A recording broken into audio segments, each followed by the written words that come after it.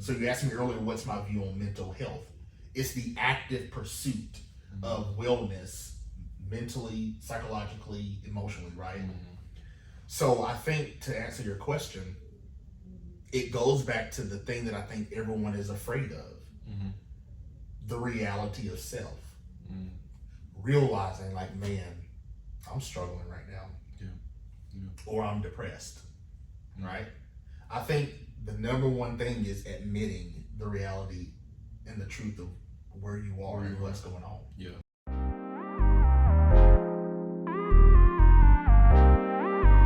Welcome back to Amerikaz Confidential.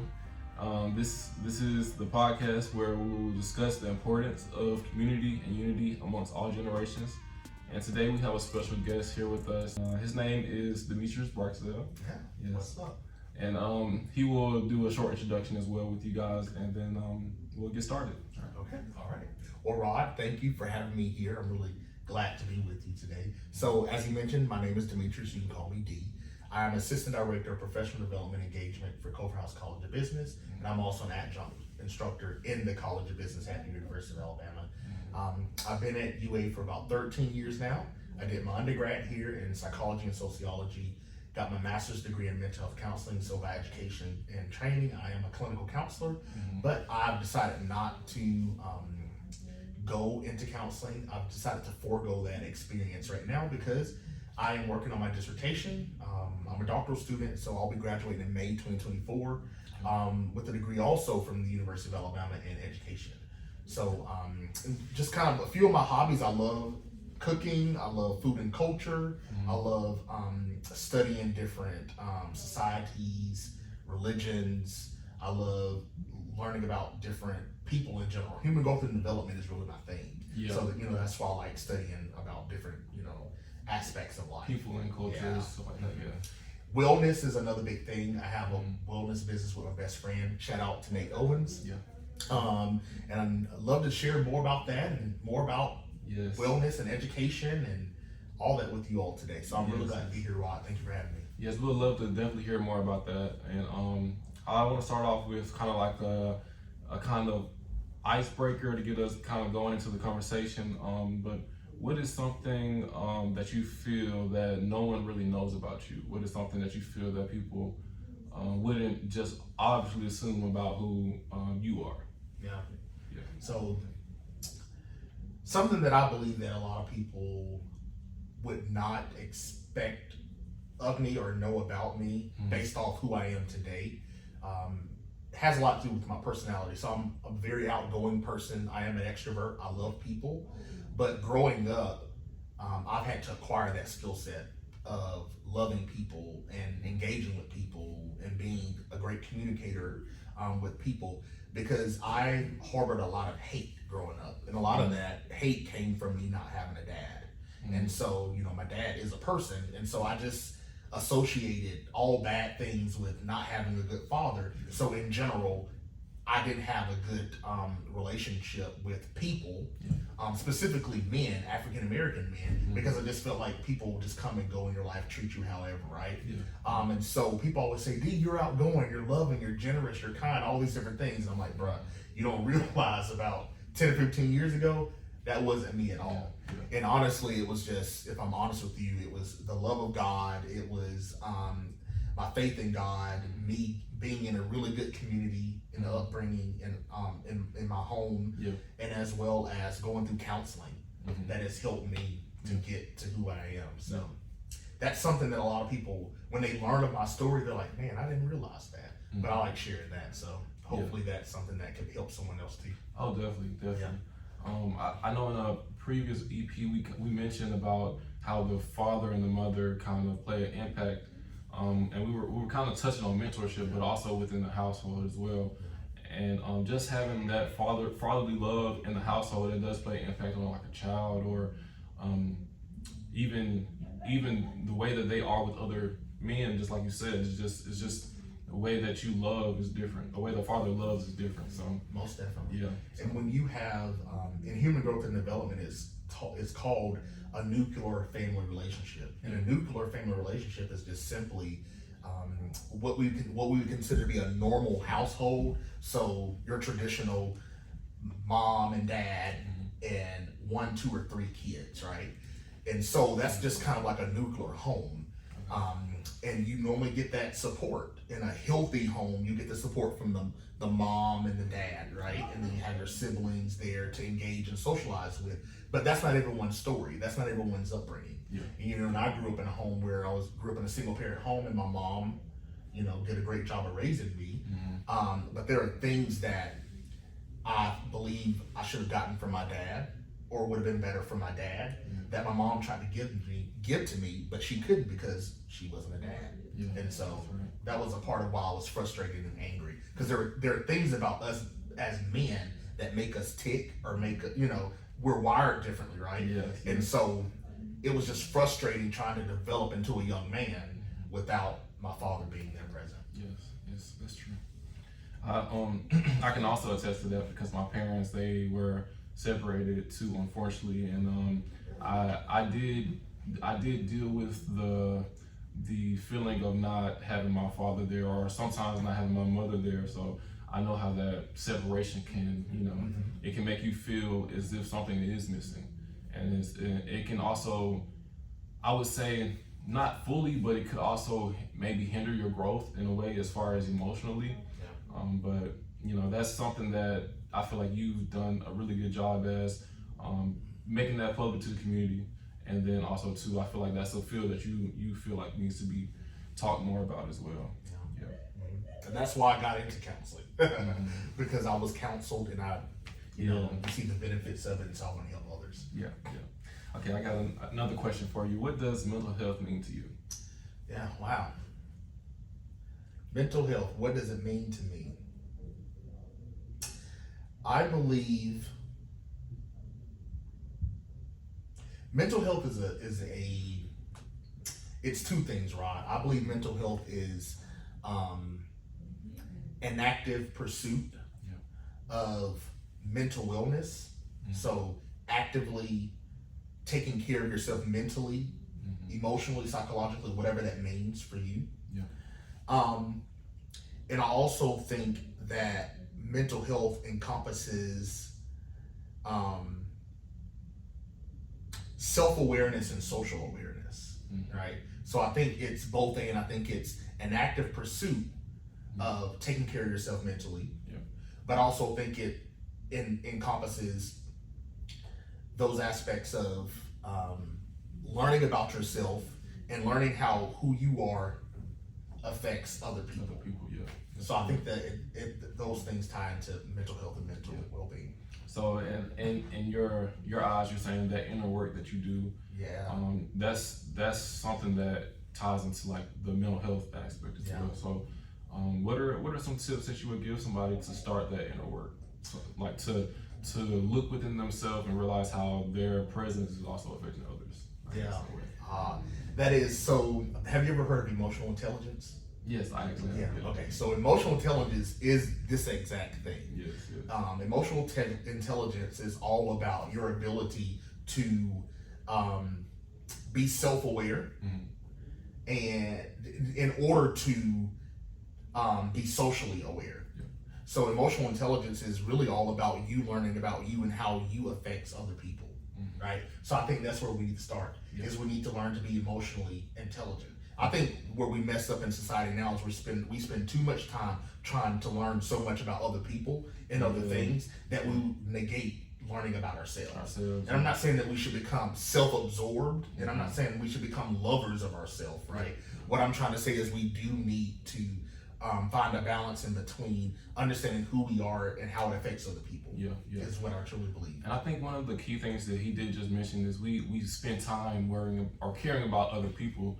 And the thing that I've come to realize myself is I don't feel the same as somebody else would. So say that you were to say this to me or say that to me, and I would react different from how you would react to it in a way. So I think that in a sense is where I get my emotional awareness from, because sometimes I would say things and then I would get a reaction I wouldn't expect. So I'm like, okay, now I need to be more aware of things that I say, things that I do. So that's where I kind of got that idea from. So, okay, so that's good though. That's the actual practice that you guys instill within people. Most definitely, and I do this when I was counseling. I do this in my educational opportunities I afford to my students in the College of Business. I've developed a new business program here at UA that's kind of taken off. It's called Lead Well. Actually, I have a T-shirt for you.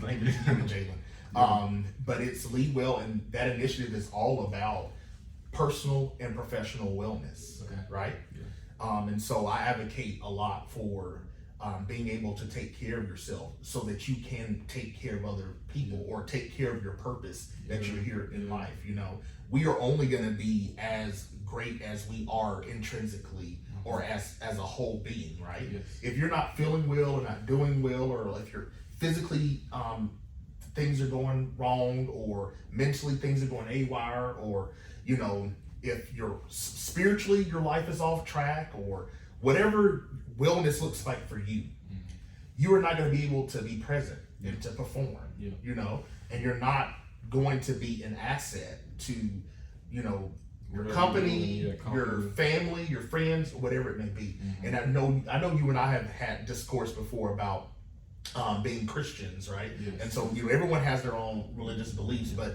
for me, I subscribe as a Christian and believe in Jesus Christ. And so the word of God tells me, right, that first we are to love God with our whole heart, mind, body, spirit, you know, with everything that we have. Then the second thing is to love our neighbor, but get this, as ourself. How are we going to be able to love our neighbor if we don't love ourselves? What does love look like? How do you define that? Right? What I'm getting at, Rob, is with my beliefs is this: if I'm not loving myself well, I can't love you well. No, that's true. I can't treat you right, you know. And just to kind of combat on that, it's like I combat, but to agree with that, it's more so like I do this thing with myself as well. It's like a heart check where your heart is, and it's for me, it's more so like, okay, I don't mean to feel this way, but this is how my heart feels. I need to understand why my heart feels like this. I need to work that process out to actually be who I am. So like he was saying, you can't love someone else if you don't love yourself first. So initially those emotions, those feelings that I do have is because I'm not loving myself apparently in some way. And that can even go into, I think, like conversations, that can go into meeting people, that can go into different aspects of life when you figure out that you're not loving yourself enough. So and you know what's so crazy about this, Rod, is this, and I've done it before, and maybe some of you can relate to it, but we don't love ourselves enough, but we go and love somebody else with hopes that loving them would teach us to love ourselves. That's impossible. You know, because if you don't love yourself and you're expecting someone else to love you, and you're engaging in relations, whether it's a spouse or a partner, boyfriend, girlfriend, whomever, mom, dad, whatever it is, if you're trying to get love from someone when you don't love yourself, that's abuse, right? That is an ongoing cycle of abuse, not necessarily to those people that you're in relationship with, but to yourself. Yourself as well. Yeah, that's true. That's true. That's something that I feel like we deal with a lot, especially my generation. I would say that I forgot the term that they use, but they say that we are like a generation that it's really hard to find love. I think I can't remember the term, but it's really like somebody they've been seeking love in a generation that doesn't really go for that anymore. That's something that people feel like they are, because our generation, we're more cold-hearted now. And like you were saying, it's because I feel like people don't do their inner work first before they go out and they seek it. So it's hurt people, like I think we said eventually in the past, hurt people. That's true. Hurt people do hurt people. And I just kind of, when you just said something that made me think of this, I want to ask you the question: why do you think people, just your perspective, why don't you think people do the intrinsic work to get better? I have my thoughts I'll share, but I just kind of want to hear since you brought it up, I want to hear what you have to say. I would say it's a lot that plays into that, actually. For me, I feel as if people are stuck in a pattern. In a way, I guess you would say addiction. Depending on what the pattern is, yes, it could be a little smaller, but sometimes it can lead to addictions, which is they seek a partner that is abusive. Yeah.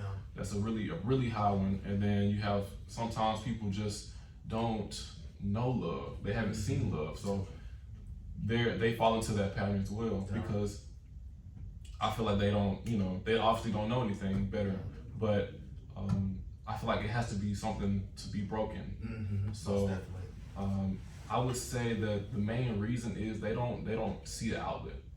I think that's the main reason why. For me.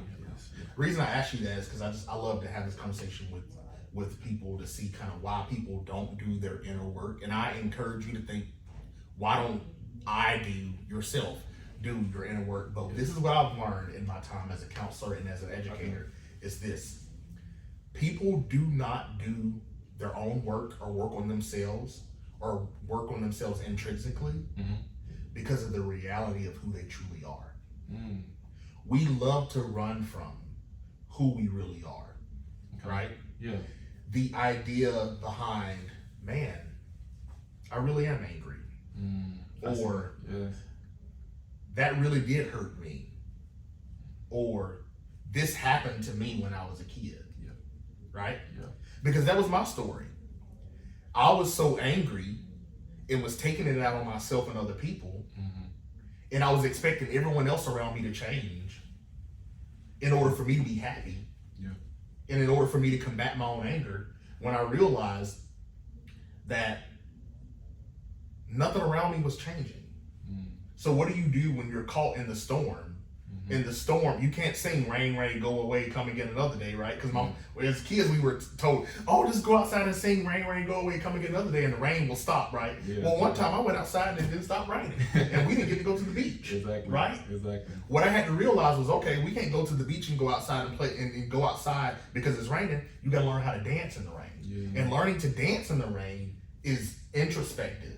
You have to look at yourself and say, you know what, I'm going to take something that's bad and make it good. And I believe that's why a lot of people don't like to work on themselves or reflect on themselves, because we don't like dealing with the reality of ourselves. We love pointing out what everybody else has done, right? But what was your role in the matter? Yeah, that's true. It's something that I've heard a lot, that people say that I never knew life could be this hard. And I think for people not to know that is an issue. I feel not to say that we should expect life to be hard or anything like that, but just to be more aware of how to deal with, like, when it gets hard, like you were saying, like when you went outside and the rain didn't stop, like what was you left to feel? What was you left to react with? So I feel like we have to have those things we have to have those things in us to work out and figure out how to deal with that. So, and that takes time. I'm 33 years old now, and I'm still learning how to manage my emotions. That's also a part of emotional intelligence, is being self-aware, right? Self-aware so that you can self-regulate. Self-regulation is how to manage your emotions.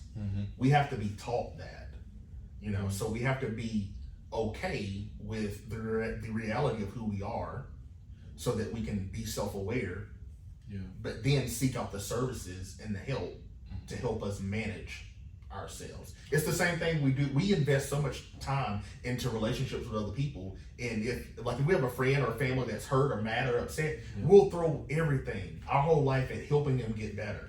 But why don't we throw our everything at ourselves? I think LeBron, I can't remember, but it was LeBron James, and I'm gonna mess this up, I'm paraphrasing, but basically what LeBron was getting at was this idea of, if you spend for yourself, if you spend more money on anything for your personal self, it's not the material things, it's your wellness, it's your well-being.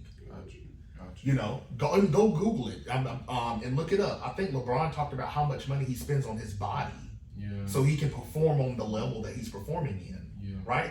So my question to you all, and even to myself and to you, Rod, is like, how much are you spending on you? so you can be your best self. Yeah. Right? That's true. That's a really good concept that you did say. Like you've seen that what LeBron has actually spent, and he's seen the results. He spends millions. He spends millions on himself. On himself. Yeah. So that he can be his best self. Yeah. Right? And I think that's a goal of mine actually. Yeah. Like I want to be able to invest in myself, to have these things, to take care of myself, take care of my family, because if I'm being honest, my family plays a part in my health as well, because I see them struggling or I see something going on. So like, yeah, that's a really big goal for me. I know you said that we struggle to do the work in ourselves because we don't bring it all to ourselves. But I think the main issue that we have to point out is that we're not dealing with it alone. I think that's what it is, because we like religious. We're really religious. So when I deal with something, I bring it to God and I address it to Him. So I think that's the mindset we have to have when we're dealing with issues. Is we serve a God that will be there for us and provide for us. So when it comes time, we can release. We can release. Most definitely. So. I mean, he says that he'll never leave us nor forsake us. Yes. And he also said that we can cast our cares upon him because he loves us. Yeah. And even to provide greater context and clarity for that is this. That's the beauty of being a Christian, because that's what's promised to the body of believers, for those who believe in Jesus Christ, right? Is that's what the whole Word of God is about. Is those promises are afforded to you as a believer, right? And so, I can go down a whole rabbit trail on that, because I love talking about wellness. I love talking about God. I love talking about development in general. Do you feel like they're hand in hand? Yeah, most definitely, man. If there's anything, so for me, for myself, I've learned that if there are natural things in my life going array or kind of out of order, one of the first places I checked, like you were talking about doing a self-check earlier. One of the first places I check is how's my spiritual life. When I'm not doing good for myself, I'm speaking about Demitrius. When my mental self is not good, or my physical self isn't good, my social life isn't good, work life, I go back and look. I'm like, okay, naturally, what is going on around me? Okay, that's not good. Then I finally take a step back and I realize, dang, I haven't really been praying lately.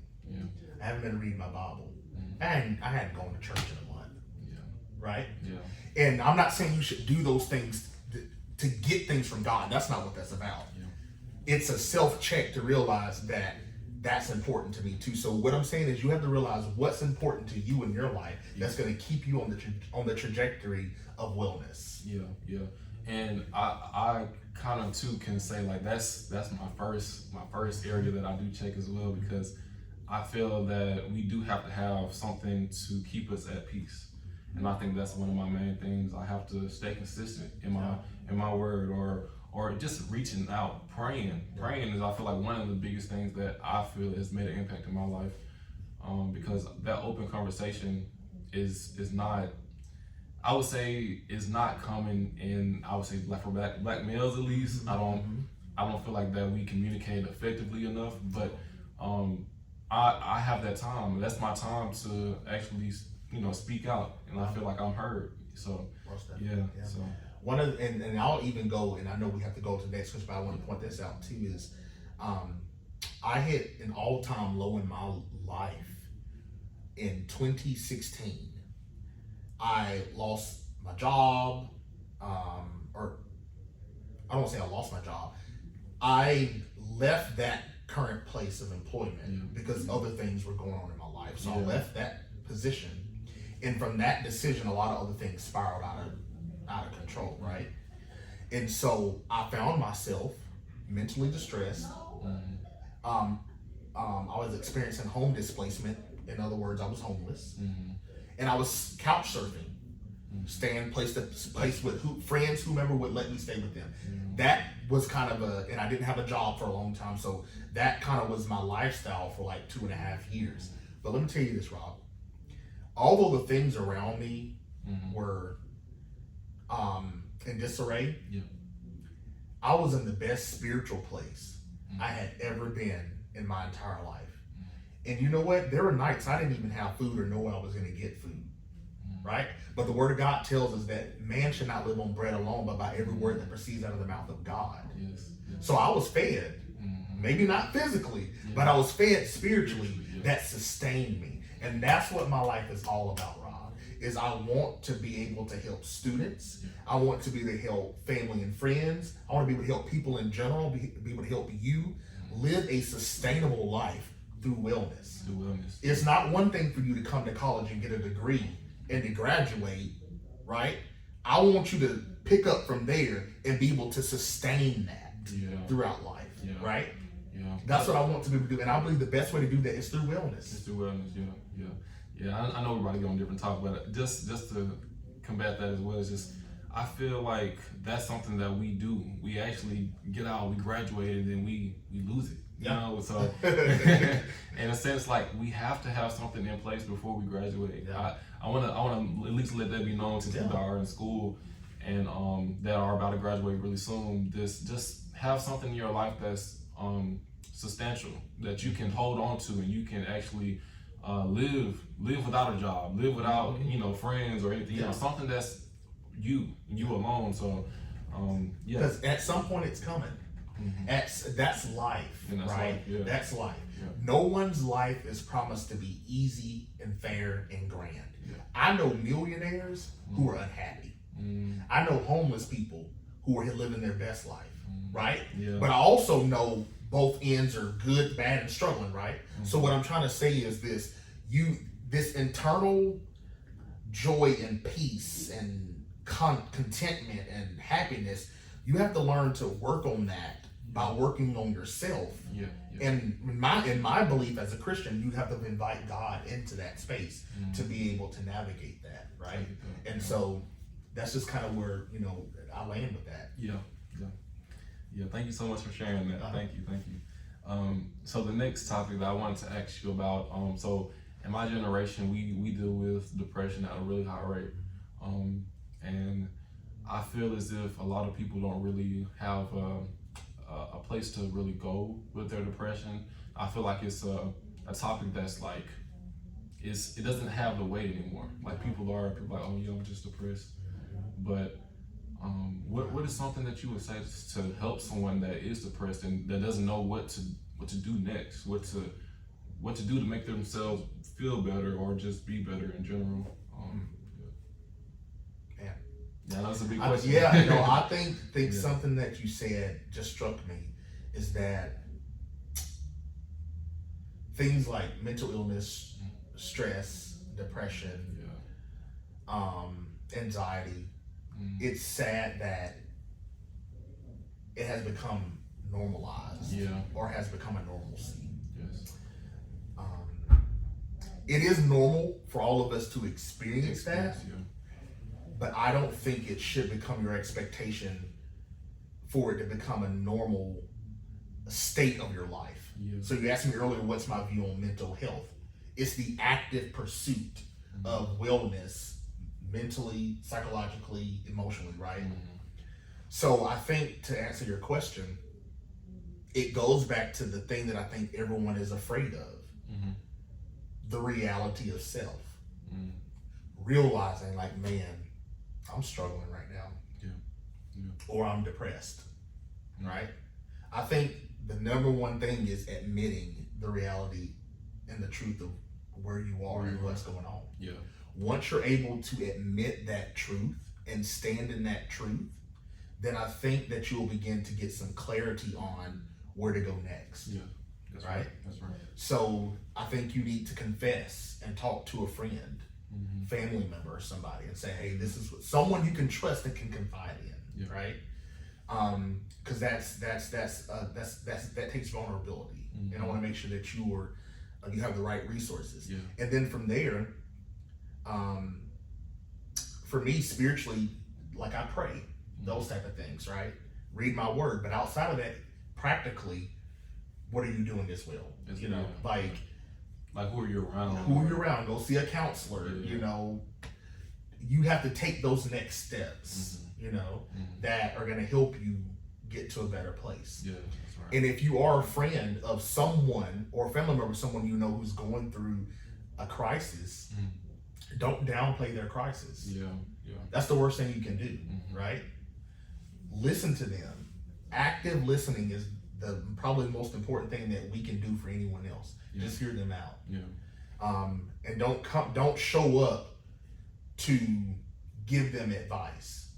Hear them out first. Yeah. And I believe we've talked about this before. One of the worst things that we can do is just give people advice or wisdom on something that we don't truly know much about. Yeah. Or if you don't really know much about that person, I wouldn't really be too quick to speak on that person's life. Yeah. That's not wise. That can actually be dangerous, right? Yeah. So you need to get to know them and get to know their situation.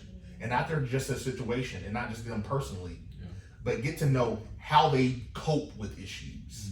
Because I may deal with stress completely different than you deal with stress. Yeah, right? That's right. So yeah, and just to reiterate kind of what he said is you don't downplay your feelings, your emotions. Like I feel like it is a mainstream feeling now, and I think people have downplayed depression, anxiety, and these other feelings, but I think we do have to be expressive, like he said, and I can attest to this myself as a man. Just being able to say like, oh, I feel like this is how I feel. Releasing that's like the best feeling in the world almost. Yeah. And it's something, it's like an eye-opening feeling, honestly, because you realize that people are actually there to care for you, and you also realize that you're not alone. Yeah, because I do feel like, at least for men, I feel like we like to feel like we have to hold ourselves up and we have to be the provider of everything. society taught us that. Yeah. We see it on TV. Yeah. The men in our families and our communities taught us that, right? Yeah. And I do believe there is, going back again, there's a balance. Like there's a time and a place in a space for you to kind of have it together and hold it together, but that shouldn't be your lifestyle. Yeah. That's You know, you should have some type of safe space to go to verbalize it, because healing comes through confession. When you're able to talk about it, you're able to get it off your heart and move through your process of healing. That's right. That's right. All right, and then I'm gonna move to our next question for you. I know that you did say that you're an entrepreneur and you do have your own business and everything. Well, first I want you to tell the people your business, and then second, I want to ask you about how is you being a business owner, you dealing with going to his doctoral school. He's in school to be get a doctoral degree, and then also being an advocate on campus and in other people's lives. So how are you balancing all that? But you can talk about the business first. Yeah. So my business is in partnership with my best friend. His name is Nate Owens. He is a public health student, and my background is in psychology, sociology, mental health, and then my doctorate degree is in education. And so our wellness organization is called Leading Well, Leading well, and it's all about learning to lead yourself well. And actually our mission statement is learning how to lead yourself well to fulfill God's purpose in your life. That's really what our mission statement is about. We love to come along, individuals like you, students, the community, and say, hey, what's your passion? What's your purpose? All right, great. How can we help you reach that through wellness, right? So that's really what that's about. So that's why I got into my doctoral program. But you were talking about balancing all these different things. What really helps me to balance it all is how all these things go together. So my doctorate degree is in education, and my other degrees are in some aspect of wellness, right? So everything that I'm studying daily and my dissertation that I'm writing about is all about higher education and its role in wellness. So that, so the things that I have my hands in all tie together some way.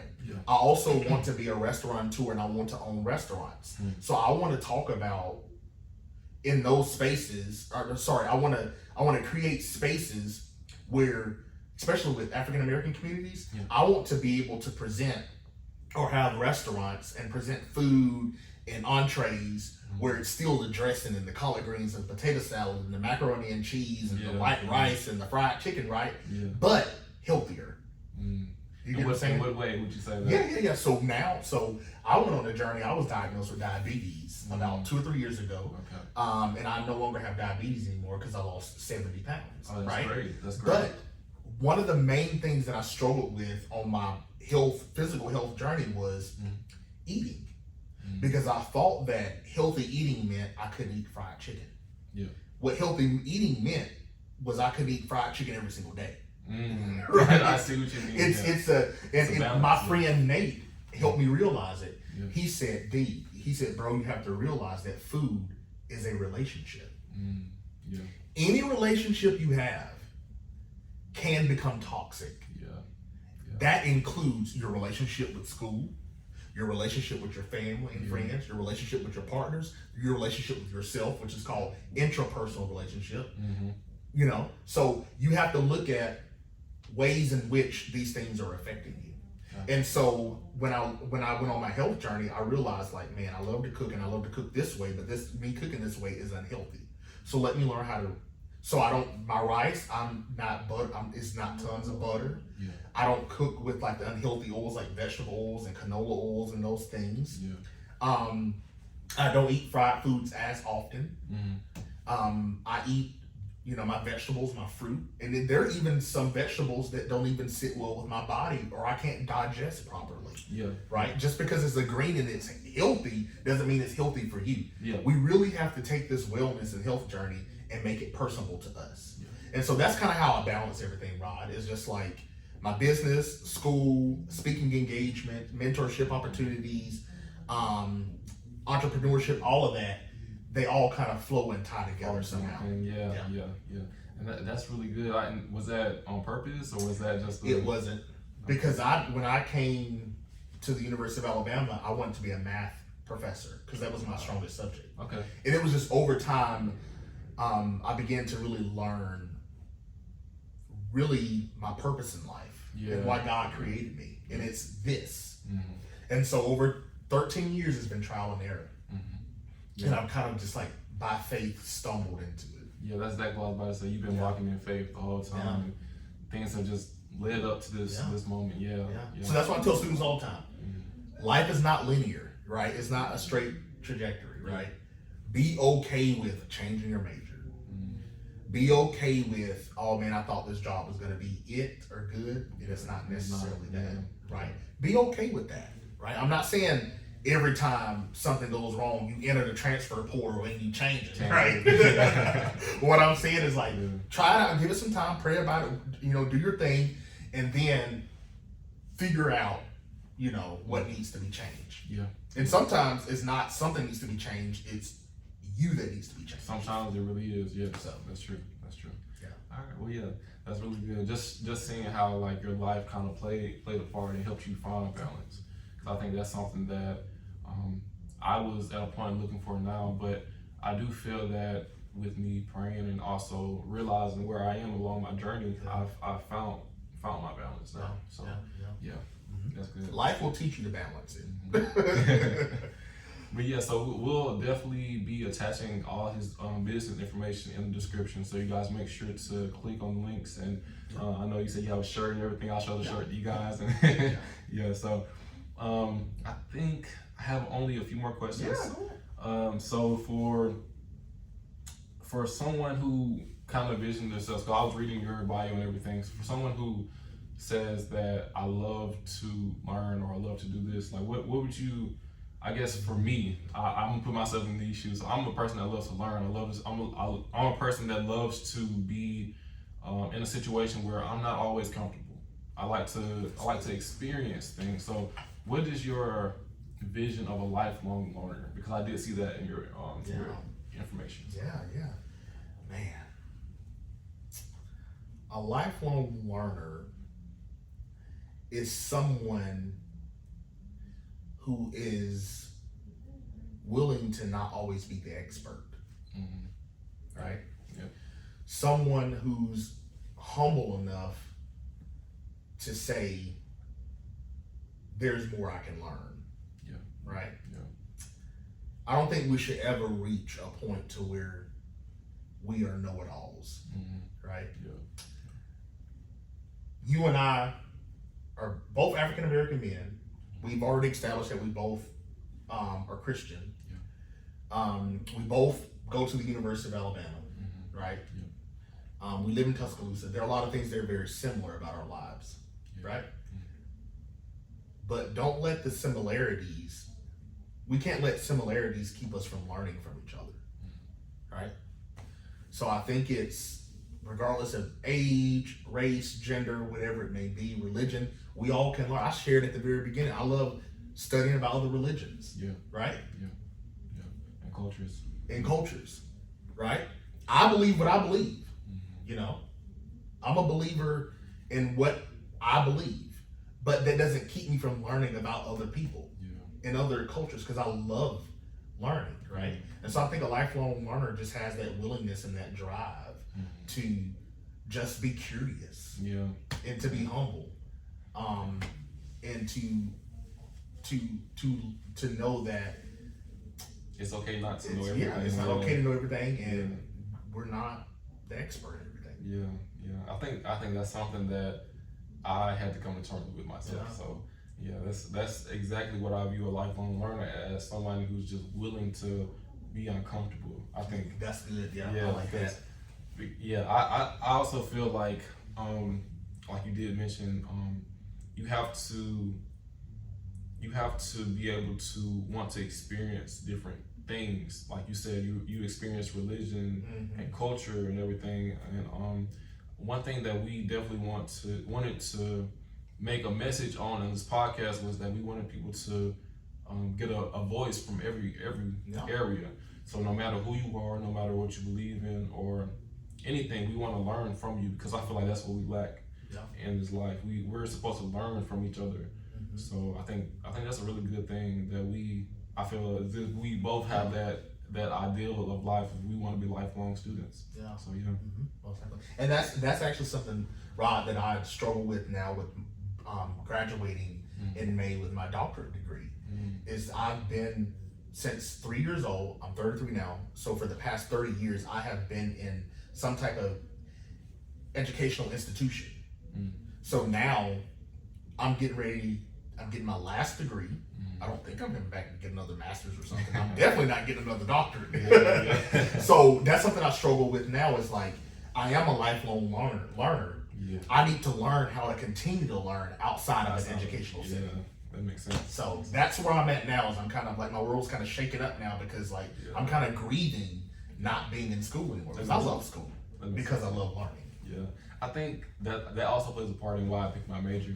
Because I'm an MIS major, so I will always be learning something new, because technology is changing almost every day. So I also feel like I will struggle with that, but I always believe that there's always something I can learn, like whether it be a different culture, whether it be how to cook, something. I always feel like it's always something. So that's something that you're not alone in, though. I definitely do feel that. Well, that's pretty much all I have for you today. Were there any final notes, any final key points that you wanted to say to anyone? I just wanted to first of all, thank you, and let's give it up for Ron and Jalen. I am honored to be here. It is, a humbling experience. I'm glad to be a part of this experience with you. I just want to encourage you to continue to do what you do, and to speak life over you, and know that you're chosen, that you're calling, that you're prepared to do this. Thank you. And I just want you to continue to pioneer and lead the way, because this is giving not only a voice for you and for Jalen and for your friends and your family, but for people that look like you. But it is opening up an opportunity to where we can just have honest dialogue. Right? And what I like to call an unapologetic space. Right? Exactly. But also I want to encourage you all to just keep grinding, keep going forward, keep pushing, go easy on yourself, have self-compassion, be empathic for yourself, because that's going to be beneficial for you having empathy and compassion for other people. Learn to believe in yourself. Learn to trust yourself. Love to trust your instincts, your spirit that's within you. And I always also say, for our college students out there, know that you are not alone. You always have people Yes. here to help you out, especially if you're at U8. My office is in Big Good Hall 149, and I don't care what major you're in. You know, come see me, come holler at me. I'm here for you. I'm here to support you. But I want you to know that that you have an active listener, an advocate here to support you. And so again, I just thank you all for this opportunity, and I look forward to future conversations. Yeah. Thank you. And then I'll also have to give your applause to you as well. Thank you. And just because he was able to actually be our first interview, and then also just, you know, taking the time out of your busy day and coming here and just being able to be open and transparent with me, and then also the audience as well. So I really do appreciate that. No problem, bro. Thank you. So yeah, this is another episode of Amerikaz Confidential, and yeah, we'll be back.